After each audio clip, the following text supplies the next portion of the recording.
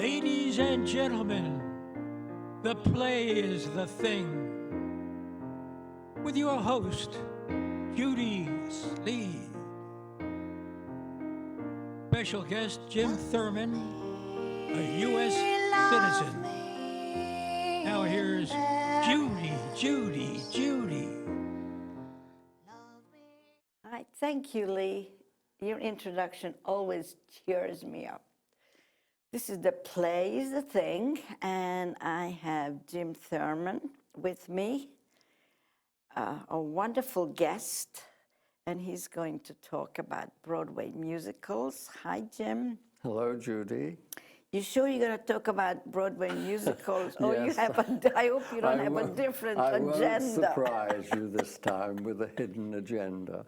But Okay. first, during my last visit here, when I talked about shows in London, I gave some misinformation. I said that Dolores Gray appeared in Oklahoma.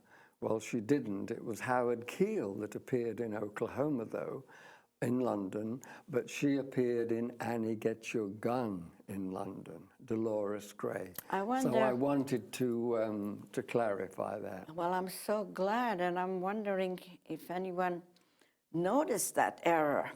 It's possible they did. Yeah, if they're as old as I am. But anyway, to get to the point, I came over here in October of 1960 with a friend, and we were on our way to Galveston, Texas, because that's where we spent the first year working. And we had we came over in a prop plane, of course, in 1960. We arrived in New York, I think, at the New York airport, which is now JFK, at 6:30 in the morning. We were not due to leave there to fly to Houston, Texas until 11:30 at night.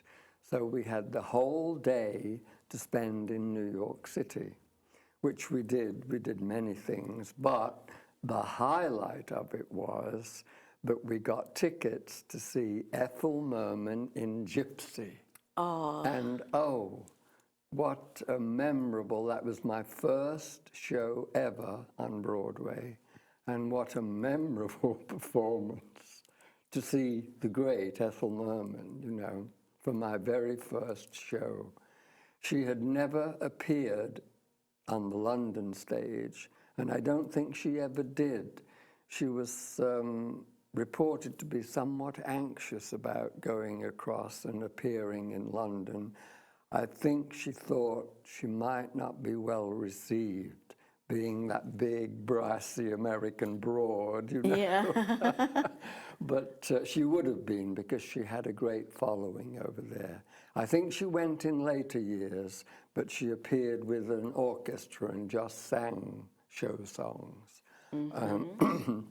But anyway, so I spent my first year in Galveston. Whilst there, we did used to go to Houston, and we saw touring productions there.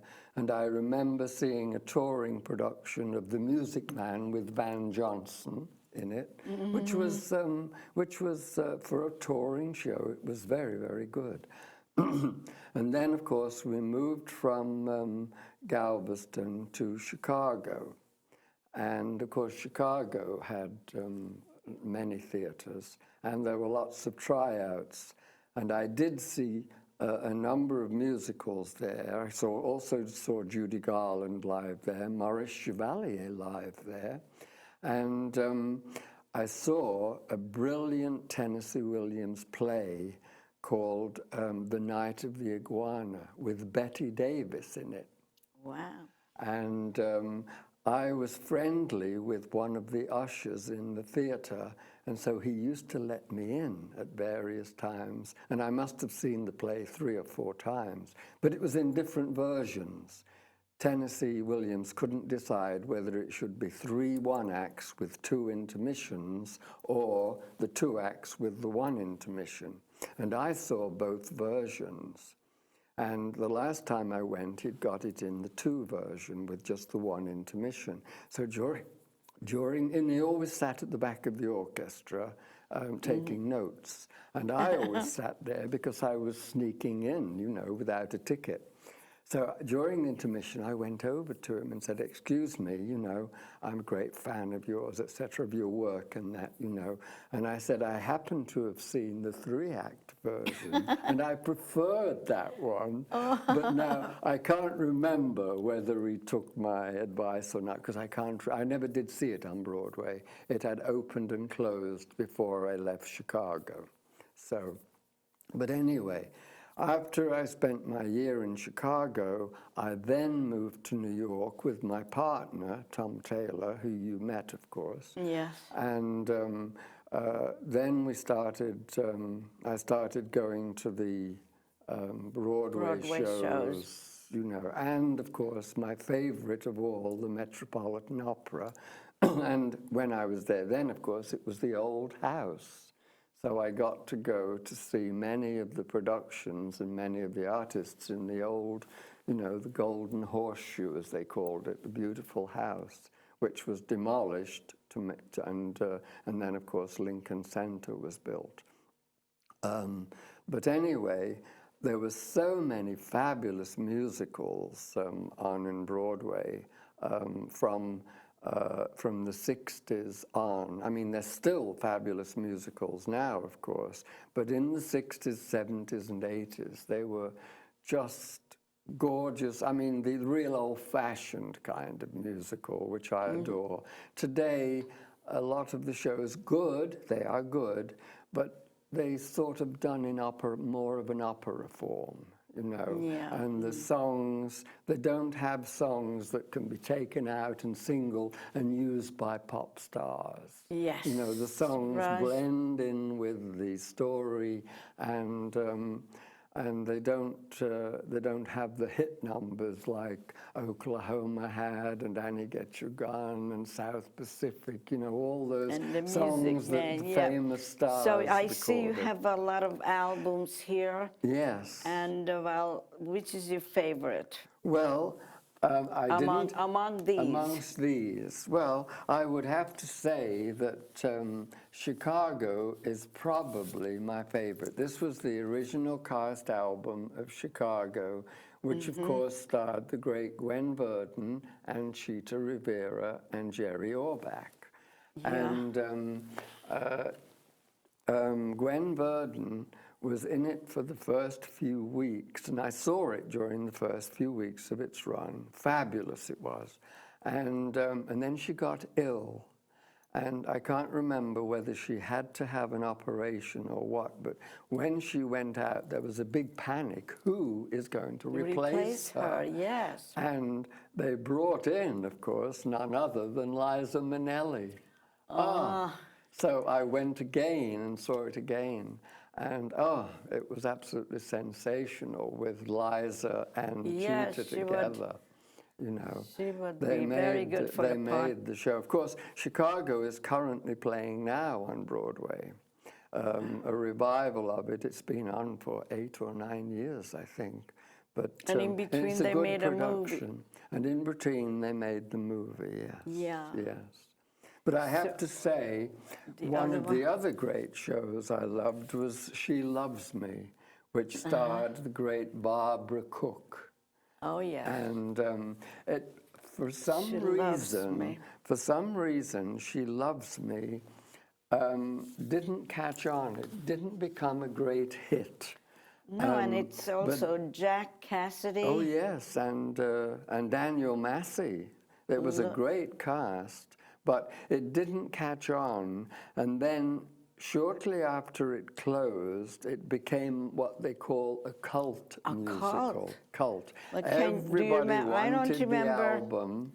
I don't remember any songs from there, No, do you? well, the famous one that Barbara Cook sang, and that really was, in essence, the starting of the cult, was she sang a song called Ice Cream.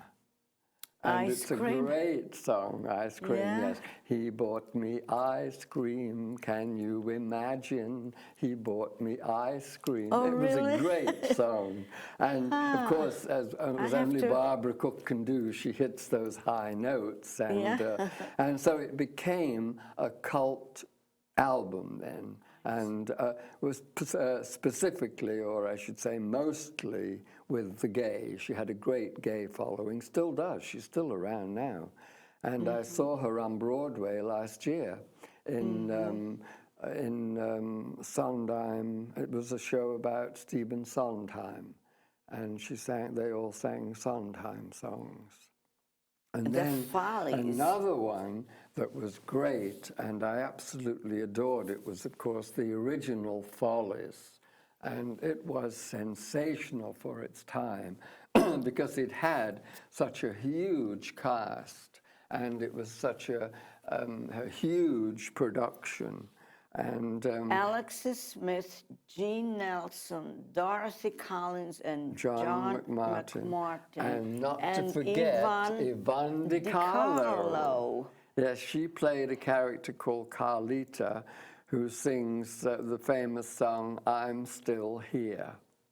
And that's the best song, the most famous song from her? There are many more songs. I can't remember them now, but I remember hers because, of course, it brought down the house. I don't have a list of the songs on there. No? I didn't bring it, no.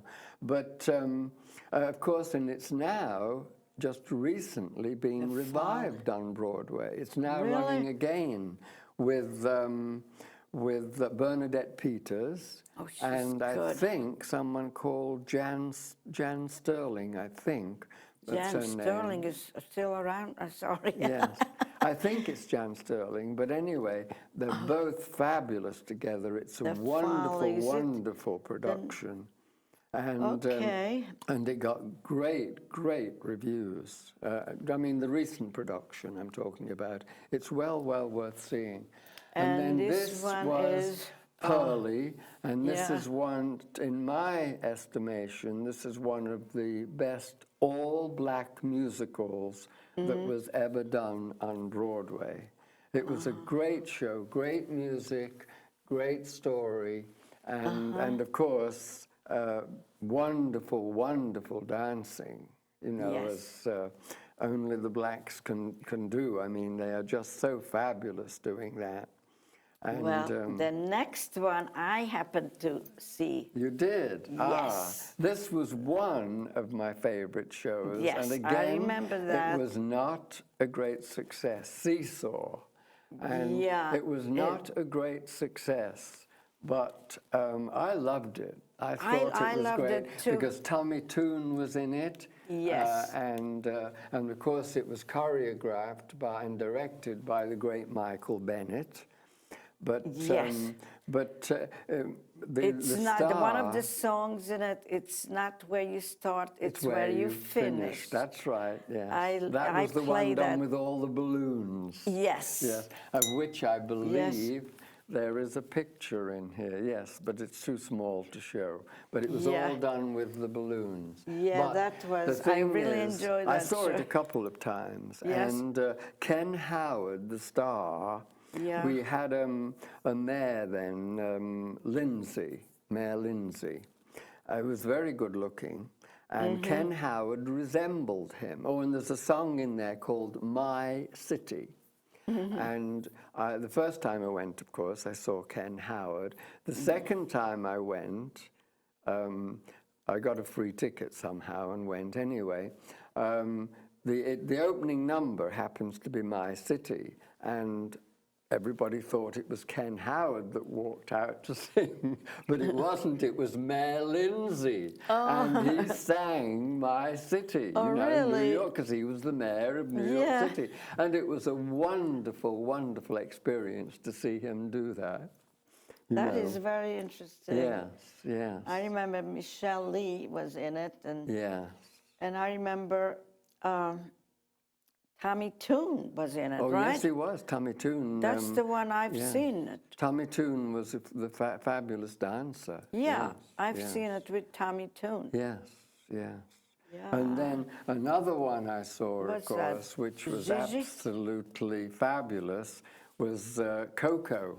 Oh, Coco. Katharine Hepburn in Coco. Yeah, I didn't see that. This was the only time she appeared on Broadway in a number of things, but that was the only musical she ever did. And Ellen J. Lerner. yes, and the costumes were done by Cecil Beaton because, of course, Coco. It was all about Coco Chanel. Yes, right. You know, and so the Cecil Beaton created all the costumes, and the show was fabulous for the dresses. And I'm sure course. Katharine Hepburn wore them well. She did, yes. I could and just there's a picture her. story. There's a story about her.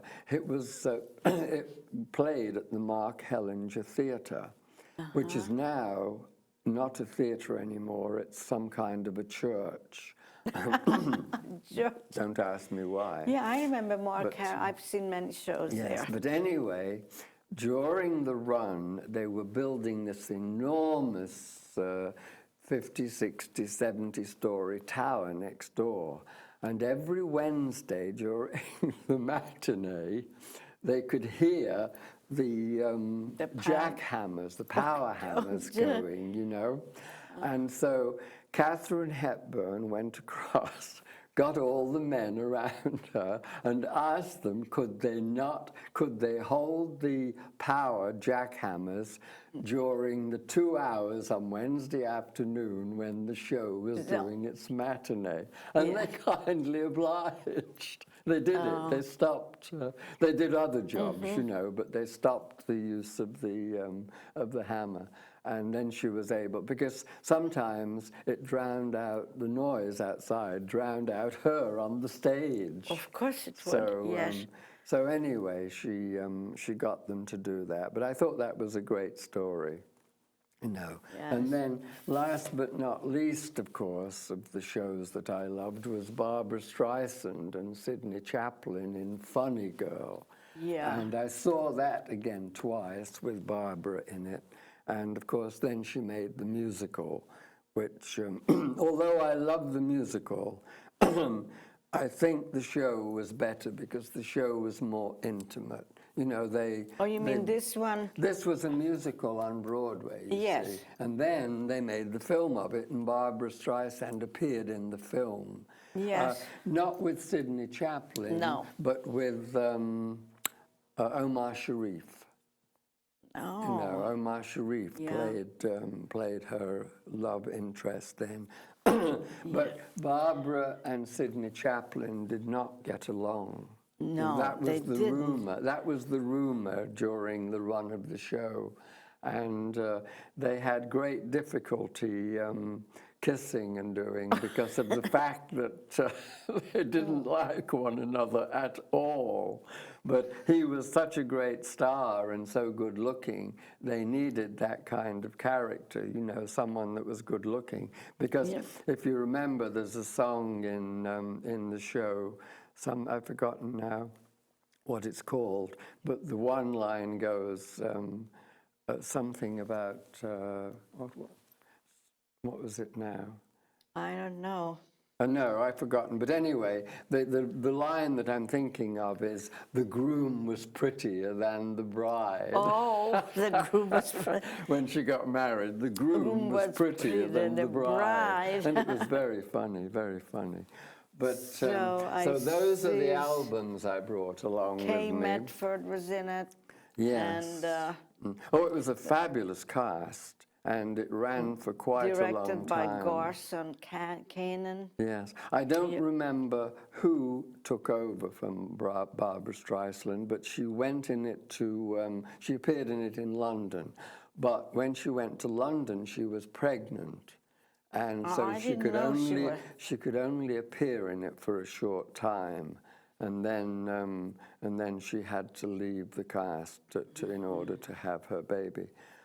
Anyway. I mean, you brought all these, but I'm sure you have a lot more at home. Oh, my goodness. I have many, many more, but that's all I felt like carrying. But well, lately I've been humming all the music from The Music Man.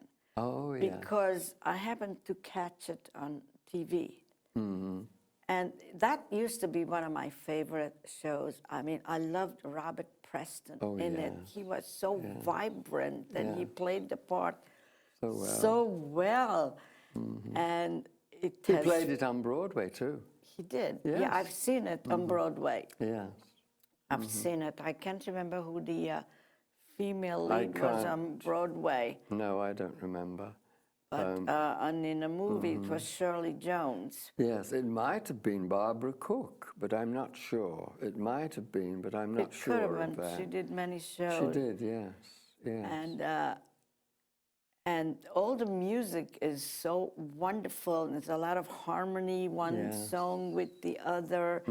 And it was just a one man who wrote the Yes, story, and Meredith Wilson. Meredith Wilson, yes, yes. And that It's- was his big success. Yeah. He wrote another one shortly after, based on Miracle on 34th Street. Well, I guess But, it didn't. it didn't make it. I think it opened and closed within a few weeks. So it wasn't. And I don't think he wrote anything after that. No, he didn't.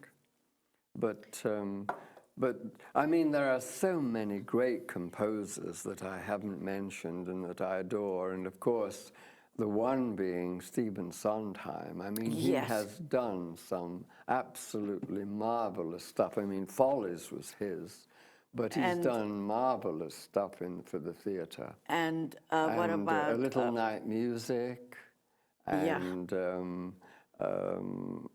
then, of course, they've done a lot of reviews based on his work. Merrily We Roll Along. Are you picking out all these little? These were all shows that he wrote. And, I see. And some of them were more successful than others, you know. Yes. But I happen to like, one of my favorite ones, which unfortunately didn't catch on, was one called Assassins. But of course, I can understand why it didn't catch on, because it dealt with the various American presidents that had been assassinated. Oh, is that right? Like Abraham Four. Lincoln. There were four. Yes, and all of them. The last one, of course, being Kennedy. Yeah. And I must say, the staging was absolutely brilliant. It was done like in a carnival setting, where they had a booth where you could shoot people down. You know, it was a brilliant setting. But when Kennedy was shot, they had, and I've forgotten the man that shot him now, up in this attic. And he was wearing a white shirt. Oswald, yeah, he was wearing a white shirt. And then you saw him shoot the gun. And he turned round, and across his chest was the TV image of Jackie crawling across the back of the car as she did. Yeah. And it was amazing theater. You know? Yeah, Amazing theater, that moment. Just to see right across his chest this image of the television, and she was crawling across this. It was incredible theater, that. I thought, you know, a really clever, stunning moment. Maybe you could suggest that they should bring it back. Well, unfortunately, it's, as I said, it's a rather depressing subject, you know. But you liked but it. I loved it. I mean, it was a brilliant score and so fabulously staged, you know. And then I was just thinking La Cage. That was a fabulous. Oh yes, but that wasn't Sondheim. That was Jerry Herman. Yeah. You know, Jerry Herman wrote that, and of course they recently had a revival of it. Only 2 years ago, and last year it was still on. It closed this past January or February, I think. But for the first time ever, they produced it the way that Jerry Herman visualized it, and in the end, the two lovers actually kiss on the stage. Oh. Yes, and it was a beautiful moment, that, to see these two men, and the audience cheered. You know, the audience cheered when they did I it. read someplace, I don't know where, that he became successful, Jerry, because of his mother. Oh, really? His mother pushed him, and she introduced him to influential people, and that's how he became successful. Well, his first musical, of course, was Milk and Honey, which I never did see, and I don't think it has ever been revised. And then the second one was a show called Parade, I believe. And then, of course, it was Hello, Dolly, you know. Yes. Which, of course, became a phenomenal success and ran forever. And he originally wrote it for Ethel Merman. But she didn't want to appear in it because she said, I'm not up to doing 8 performances a week now. I just want to have a rest. Oh. I think she hadn't been long finished in the run of Gypsy, and she was a bit weary. So, of course, they got Carol Channing to do it. Yes, she's However, I mean, and Carol was brilliant in it. And, of course, then they had a series of stars, you know, Betty Grable, Ginger Rogers, Martha Ray. I mean, the line went, and, of course, the fabulous black singer, what is her name? Who did it? Sarah Vaughan? No, not Sarah Vaughan. Anyway, I'll think of it. But the you could come back. the last few weeks of the show, Ethel Merman appeared in it. In fact, she closed the show, and Jerry Herman had written 2 special songs for her, which, when she didn't appear in the show, he withdrew them. Oh, my God. So they reinstated them in the show again. And so she had these special 2 songs. So the show had 2 additional songs in it when she appeared in it. But well, by then, ladies and it was gentlemen, getting if you tired. want to hear more of this wonderful Is it person, tune in again. I have to invite him back because he's just so knowledgeable, and he knows. He's not reading any notes. He just knows these things. Well, Jim, it was so wonderful to revisit Broadway with you. It's been a wonderful and you afternoon. have to come back and tell us more. I mean, you only brought like 4 albums. I'm sure you have a lot more. Next time you do. bring more. There's a lot more stories I have. Yeah, I'm sure you have. And it's, as I said, I'm just amazed how you rattle off all these dates and names, and you got stuck maybe once or twice just thinking about it. Oh, it was Pearl Bailey. Oh, Bailey. I love Pearl Bailey. Yeah, Oh, she yes. was the black dolly, yes. Yes, She was fabulous. I loved Pearl Bailey. Yeah. To tango. Yes. She was singing. I'm sorry I didn't think of that, but it was Pearl Bailey. Yeah, well, anyway, we could just... I'll have to mention that if I come back again. I'm sure you will. Another 6 months. Then you are like, I don't think I had anybody in so many, back so many times. No. You superseded Ruth Applehoff.